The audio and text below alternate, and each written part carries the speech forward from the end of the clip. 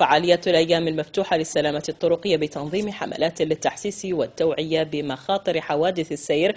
التظاهرة ينخرط في إنجاحها إلى جانب فيدرالية جمعية آباء وأولياء وأمور التلاميذ مصالح الأمن الوطني والوقاية المدنية. ريبورتاج في الموضوع مع يوسف زعواطي ومبارك الباس. حوادث السير أسبابها وتكلفتها الاجتماعية والمادية وسبل الوقاية من مؤشر نزيف الدم على الطرقات، نقاش تلتقي عنده أشغال الأيام المفتوحة في أسبوع السلامة الطرقية بمشاركة مختلف المتدخلين من مصالح الأمن ومنظومة التعليم إلى جانب آباء وأولياء التلاميذ.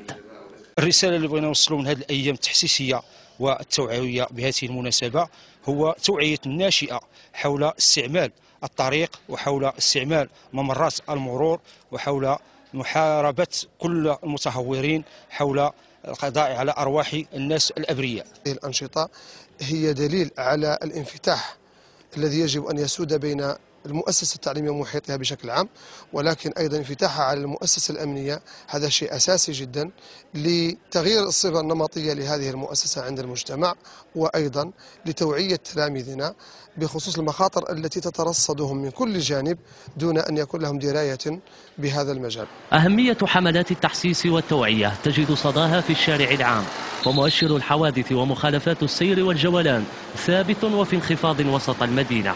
العامل البشري إلى جانب الحالة الميكانيكية للعربات فضلا عن الشبكة الطرقية عوامل تساءل اليوم وطنيا عن 1000 قتيل سنويا في حوادث السير.